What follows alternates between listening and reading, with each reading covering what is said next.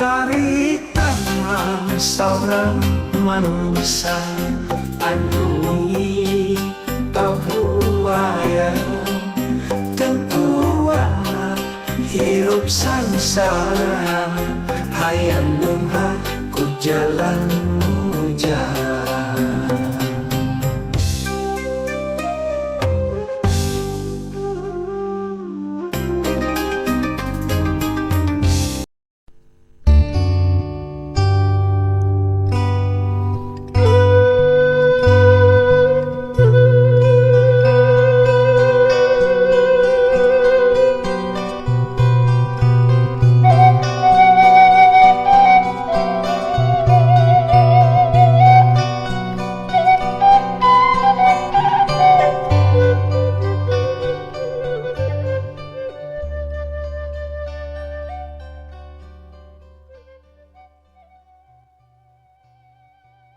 Assalamualaikum warahmatullahi wabarakatuh. Sampurasun mitra kaum dangu, para mancomania, salam dunya di mana bae ayana.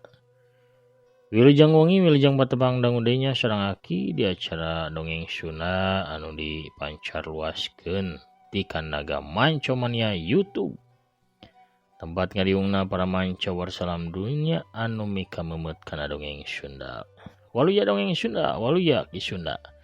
Pamirsa, kumaha daramang sadayana, mugi-mugi we nya sadayana aya dina ginanjar kawilujengan teu kirang sapapaosna, jag-jag sehat, lahir sinareng batin jembar manah gampil rezeki sarta tebih tina balai. Amin amin ya rabbal alamin.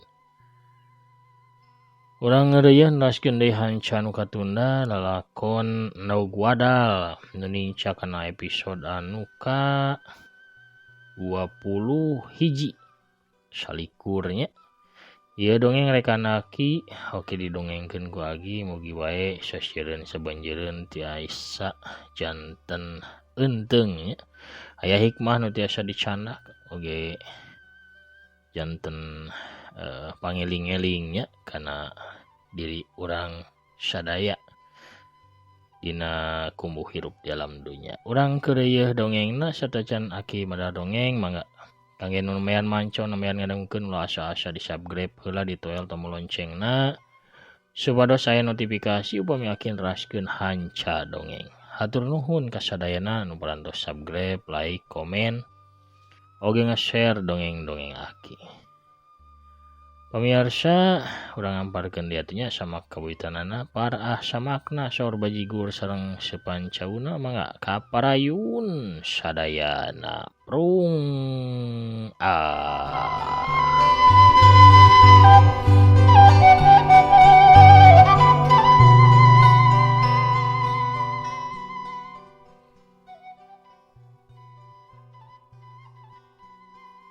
Peutingna di imah Pak RT teh diayakeun gempungan atawa riungan.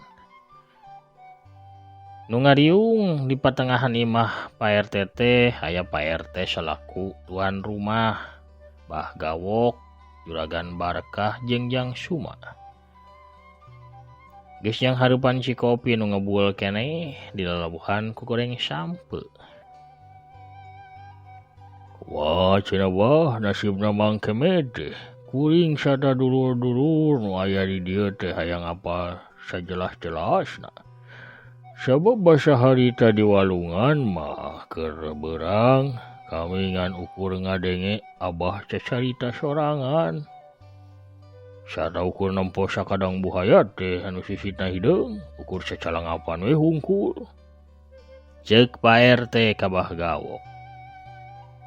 Iya caceh, dedak-dedak bae Bah Gawok nyaritakeun ngeunaan gunam caturna jeung buhaya anu ngaku ngaran Bajul Ireng. Kabeh di pedar taya anu kaliwat tepi ka buhaya Bajul Ireng menta tumal embe kanit sajodo. Geusan syarat nukeran layona Mang Kemet.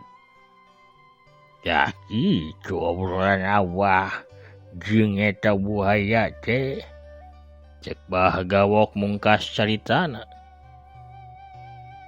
Waduh, Berat syaratna teh geuningannya. Nu ngingu me jeung domba mah loba. Tapi saha kira-kirana anu boga me kenit di lembur urang? Ceuk Pak RT deui kawasan nu nyarita ka dirina sorangan tapi panonna mah bari ngabagi reret ka Juragan Barakah jeung Jang Suma. Urang ge boga me kenit mah Pak RT ngan bae ukur bikangna. Boga jaluna mah sedengkeun apanan syaratna teh kudu sajodo. Ceuk Juragan Barakah. Da geuning.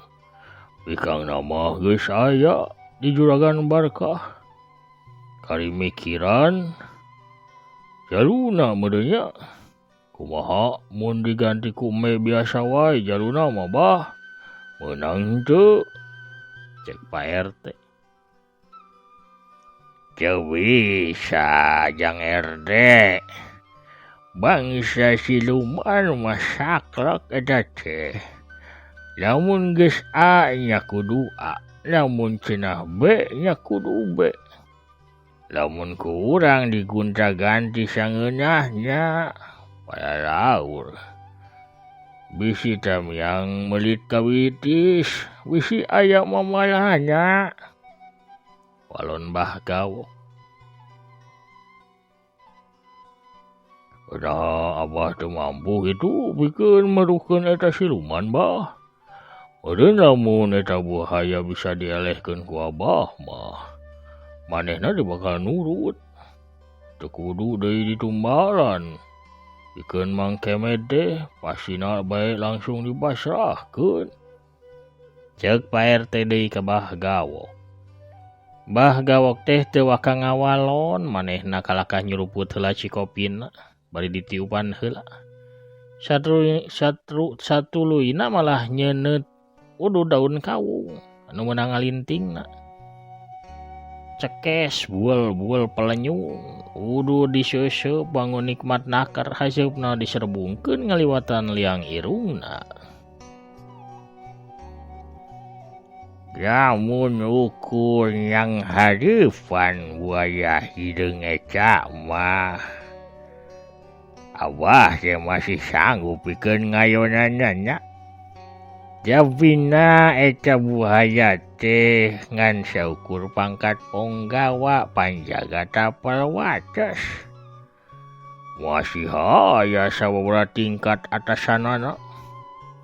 Hanya pangkatna senopati panglima patih sarta ratuna.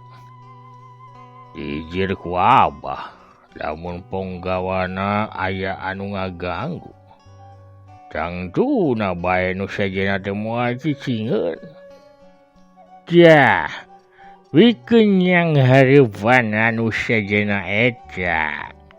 Janjang tu ilmu Abah teh mahi pikeun ngayonanana. Barina lamun tepi ka Abah unggul ge Jang RT. Bisa jadi bangsa siluman eta bakal ngamuk. Ngabalerang ka warga lembur. Engkena malah nimbulkeun korban anu leuwih loba. Jadi pikeun ayeuna mah leuwih hade ge urang turutkeun we ka hayangnya. Sangkan cainya herang laukna beunang.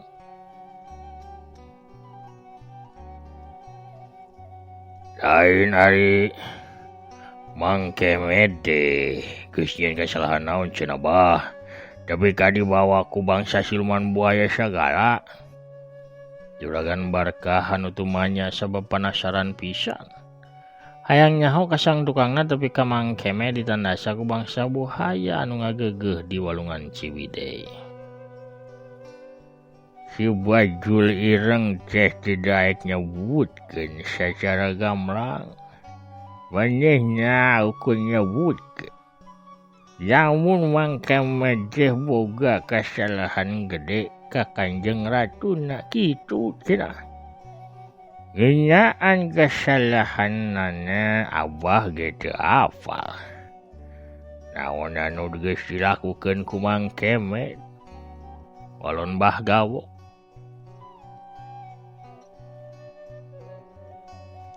Bisa jadi Mang Kemet mau teh sewaktu miceun atawa meureun sawaktu ki di walungan. Padu bae bisi makihna atawa miceuna bisi mah pas wer papang pas pisan kana sirana Ratu Buhaya anu keur ulin di sisi walungan. Kusabab eta meureun Ratuna Amak. Mang Kemet teh tuluy we meureun disantok. Tuluy diseret ka jero cai.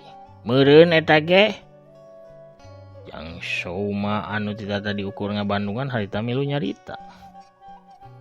Malah nyaritana bari pepeta. Ya bisa jadi kitu oge. Acawa Mang Kemetna nyarita sompral. Padu ngab di sisi walungan. Anu nyieun ka sieung wangsa siluman. Ceuk Mbah Gawo. Jadi wah sinak nama meureun Mang Kemet teh kudu digantian ku Embe Kenit sajodo. Dah Embe bikang nama geus aya. Bogana juragan Barkah. Kari meureun neangan jaluna.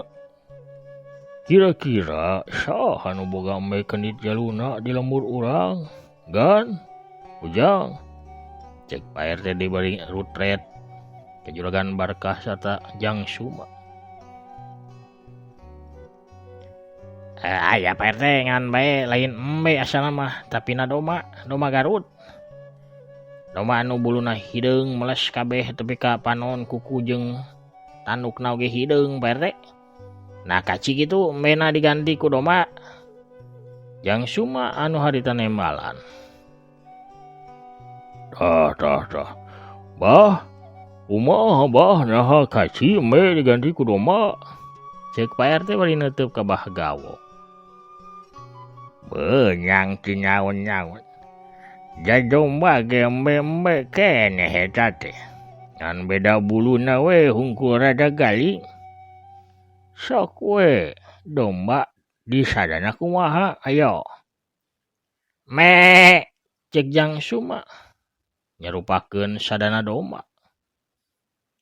Nya sadana oge Embe. Lainna disadana domba, lain kitu. Jadi pasti domba teh Embe keneh. Dombana saha Jang anu Kenit teh? Dombana dunungan kuring juragan Kosim Pak RT. Walon Jang Suma.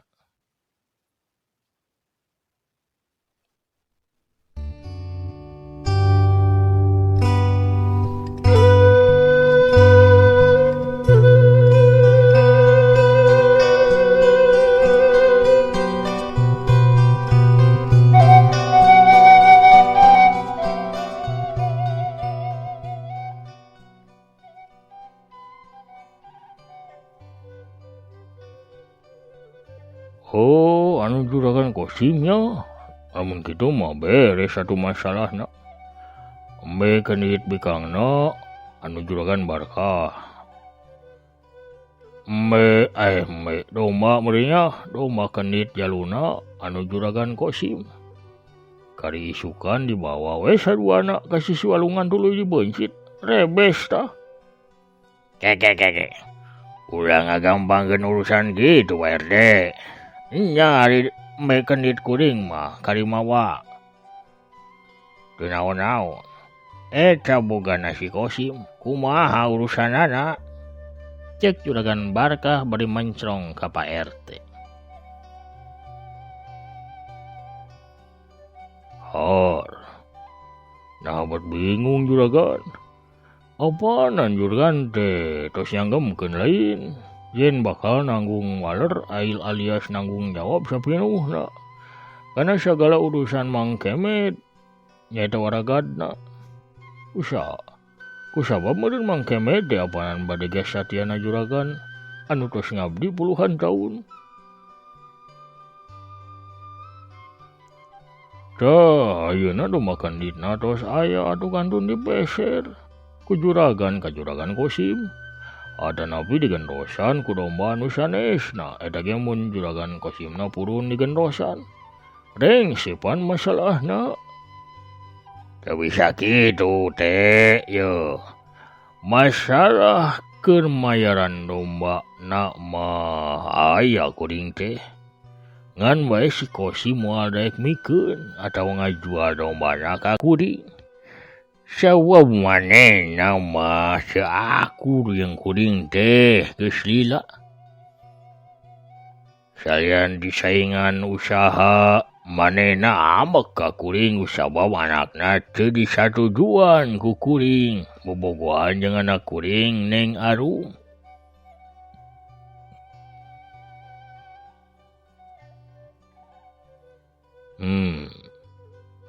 Lamun kitu mah anu nepungan juragan Kosimna ulahagan. Keun we atuh Jangsu mah atuh nu nawar dombana juragan Kosim mah. Barina Jangsu mah pan kasup anak buahna pasti bakal dibikeun geura eta domba teh. Kariagan we siapkeun artosna keur mayaranana. Aduh, teu sanggup kuring teh Pak. Jangsu mah nyelengkeung. Tah mah kitu sanggup sagala jang. Awana juragan Kosim teh bager ka ujang teh. Nya ari bageurna mah memang bager ngan bae eta domba teh, domba kenit eta. Domba Garut kamemet gan Kosim. Unggal isuk teu sirikna dipoe diusapan diparaban langsung ku gan Kosim. Abdi teh teu wantun nyariosna ge Pak RT heureun ku letah. Sabab harita ge urang dayeuh pernah nawis 200.000 ka eta domba teh. Teu dibikeun da ku gan Kosim teh. Malah sempet rek diteukuran ku motor anyar sagala tetep teu dipasihkeun. Lamun kitu mah heuh nya geus atuh ke kuring bae atuh engke nu ngomongna jang. Ujang mah baturan bae nya Pak RT. Lain gan Kosimna kira-kira aya di imah teh jang, asana teu katompo ye salila ngariung di walungan di mimiti anu poe mungaran teu ka bieu. Can mulang Pak RT gan Kosim mah nuju aya urusan di Bandung. Cenah mah saur juragan istri. Kewengi teh nepi enjing wihna teh. Lamun kitu mah atuh isukan bae urang isuk-isuk nepungan gan Kosim di imahna bebarengan. Bebarengan jeung kuring ka imahna jang sampeur we ka dieu nya. Sumuhun atuh siap Pak RT. Kumaha ngeunaan waragadna gan? Pak RT ngalieuk neuteup ka juragan Barkah. Waragadna kuring nu nanggung Pak RT. Aya duit di imah teh 100.000. Ke sameme hindit ka si Kosim sampeur we heula atuh ka imah. Urang hadaekeun kira-kirana domba kanditna gan Kosim dibeli 100.000. Apaan cenah bieu ge 200.000 sada ditukeran ku motor anyar ge henteu dibikeun. Wayana Pak RT usaha kuring teh da keur jungkir keur turun. Pak RT minangka kokolot lembur kudu bisa ngaliahkeun hate si Kosim. Kuring percaya Pak RT bisa ngolona sangkan eta domba kandit teh dipasrahkeun. Pak RT ngahulang sakedeung rada seunggah karasana. Tapi nya adalah di kumaha deui ukur manehna kokolot lembur anu aya. Anu kudu panghareupna meureun dina anggoni ngarengsekeun sagala rupa masalah nu aya di lembur Sugih Mukti. Akhirna mah Pak RT teh nyanggupan. Nya tuh ke ku kuring bakal diolonya sugan bae lah rea hatena gan Kosim teh. Geus kitu mah nu opatan ngobrol ngaler ngidul ka itu mah bari ngaropi. Wanci sadeureureuh kolot kakarak juragan Barkah jeung Jang Suma teh amitan mulang, sedengkeun Bah Gawok mah meuting di imahna Pak RT.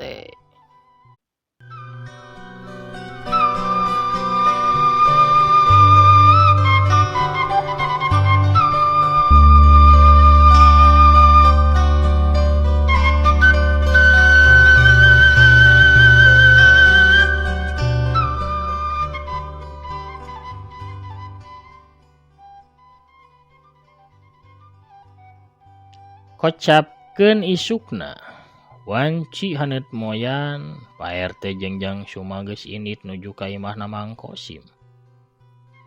Sanggeusna manggihan heula juragan Barkah di imahna pikeun nyokot duit geusan mayaran domah hideungna Mang Kosim. Sedengkeun Bah Gawok mah nungguan di imahna juragan Barkah. Harita Mang Kosim keur aya di pakarangan imahna anu lega, manehna keur moyan we bari ngusapan domba hideung ka memeutna. Emang lamun keur salse mah Mang Kosim teh sok remen nyawa domba garut hideung ka memeutna bari moyan atawa bari ngopi. Sawaktu nempo rentang-rentang Pak RT jeung Jang Suma datang ka imahna, Mang Kosim gancang cengkat. Aya naon RT ka dieu nya? Da pajeg taneuh asana geus dibayar bulan kamari. Iuran perelek teu telat deh, dibayar kabeh asana mah. Geuntes Mang Kosim dina hatena. Ada deg-degan oge manehna kadatangan ku Pak RT jeung Jang Suma. Assalamualaikum, sampurasun Gan Kosim. Pak RT uluk salam. Assalamualaikum, sampurasun. Waalaikumsalam, rampes geuning. Sinarieun Pak RT, Jang Suma. Mangga tuh. Mang Kosim ngawalon tuluy ngajak Pak RT langsung bae ka imahna. Tiluan ngariung di tengah imah, Mang Kosim gancang nyalukan pamajikanna. Nah. Tulila biana norojol di dapur. Geuning aya semah. Kumaha damang Pak RT? Jang Suma. Biana nyalaman ka Pak RT jeung Jang Suma. Alhamdulillah jag Bapak mah agan istri walon Pak RT. Nah nyen ci kopi nah, cek Mang Kosim. Biana langsung ngaleos ka pawon pikeun nyiapkeun susuguh keur tamuna. Aya naon nya Pak RT masih isuk geus ka dieu mani asara reuwas kuring mah ieu teh kedatangan pajabat teh. Mang Kosim langsung bae pok tumanya ka semahna. Iya kan, dupi juragan parantos ngadangu. Ngeunaan beja Mang Kemet, Pak RT kalah malik tumanya. Oh nya kuring karak ngadengekeun peuting di pamajikan da karek mulang kuring teh. Geus dilupoy aya urusan di Bandung. Nepungan bos-bos palawija bari nya kitu we. Dan bisnis masuk sibuk teu puguh dengan Pak RT. Kumaha bejana ngeunaan Kemet teh Pak RT? Nah geus kapanggih. Kieu kan ari kapendak mah teu acan mung bae laratanana mah tos aya. Barabat bae Pak RT teh madar lalakon ngeunaan tareka warga jeung Bah Gawok tepi ka siluman buaya menta tumbal geganti jasadna Mang Kemet. Jadi pamaksadan Pak RT ka dieu teh bikeun hanya pikeun ngagentosan domba hideung. Anu nuju dipoyankeun itu tuh. Juragan kangge syarat narekahan Mang Kemet. Aduh, hampura ya Pak RT. Eta domba teh moal dijual, jeung teu dijual weh. Geus sababaraha kali aya nu nawar eta ge ka kuring, teu dijual sanajan wani hargana luhur atawa mahal. Lainna naon sabab eta domba teh domba kamemet, cocokan kuring.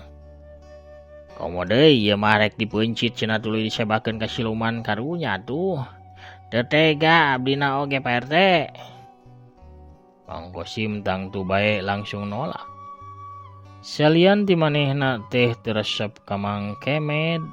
Barina apa nanti wasna Mang Kemet teh gara-gara ngintip manehna anu keur sosonoan jeung Dewi Makarawati.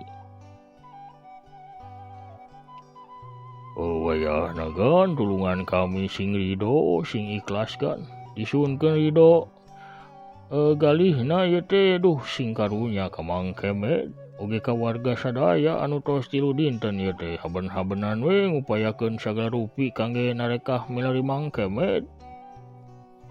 Pak RT rada ngalengis. Mohon kan sing hawatos kan aduh pamisanes agan anu nulungannya bade hade atuh ieu teh kan.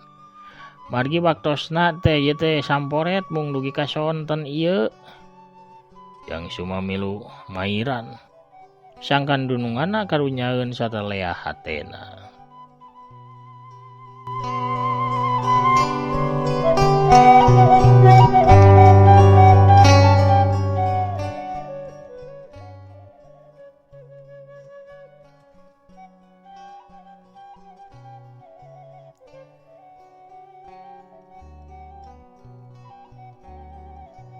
Lain ari Mang Kemet nah eta teh dipastikeun geus mau tatawa hirup keneh. Mang Kosim tumanya deui. Saur obrolan batina bah gawok sareng eta buaya mah Mang Kemet tos teu aya kantun kurunganana gan. Anu bade diuihkeun oge ukur layonna saurna mah walon Pak RT. Yakin eta teh Pak RT? Mang Kosim katempo cangcaya.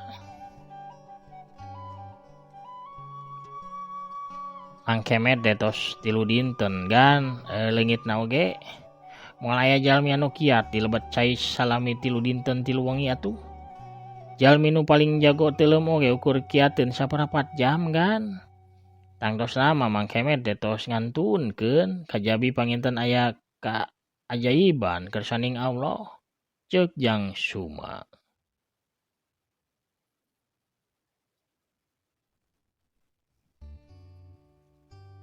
Dina kayan kitu pamirsa. Rentang-rentang tiarah pakarangan lempang nyamperkeun saurang awewe tengah tubuh. Samping jangkung make kabaya beureum, leungeun kencana ngelek boboko sedengkeun leungeun katuhuna nyeklan nyiru anu disuhun dina luhur sirahna. Sampurasun punten, ieu juragan. Kamana nya juragan istri ieu biasana ngaborong aug mumpung haneut keneh amis raos kareueut kanggo nu daramel saurna mah. Sareng pesen ieu ku Kurawu kamari teh. Kamarana nya? Ieu gan punten. Sampurasun. Loba sendal ningan. Heuh kabeneran loba tamu biasana mah diborong ieu ku nu beunghar mah keur susuguh. Pohara pamirsa. Ngarepnya bisa witi hawatos tapi ka bareuh bitisna kukurilingan bae ka ditu ka dieu kaunggal dongeng pamirsa sadayana kuno rojolna bisar witi atunya urang cekapkeun heula we dongengna dugi ka dieu lalampahan Nogwada dina episode tetapi bagian anu ka-20 hiji atanapi salikurnya cag urang teuneun dihandelum sieum geusan sampeureun. Urang tuna dihanjuang siang geusan alareun urang sampeurdeung engke di bagian anu salajengna di bagian ka-22. Pamirsa sadayana hatur nuhun ka sadayana anu parantos satya manco satya ngadangukeun. Oge ngarojong kana sadaya pedaran-pedaran dongeng aki. Mugi wae sasarengan urang sanaos bari jeung ngeureuyeun bari nikreuh nya kumari kasibukan sewang-sewangan sadayana mugi wae seni dongeng Sunda utamina tetep aya tetep rame tetep nanjeur tetep waluya di negeri nyalira ulah kasilih ku zamannya ical palid gitu wae ku budaya dengan atur nuhun ka sadayana Mugi sadayana waluyanya oge barokah rahayu sadayana. Amin. Sakitu heula anu kapihatur. Akina panginten amit bungkur heula. Assalamualaikum warahmatullahi wabarakatuh. Permios cagah hanca.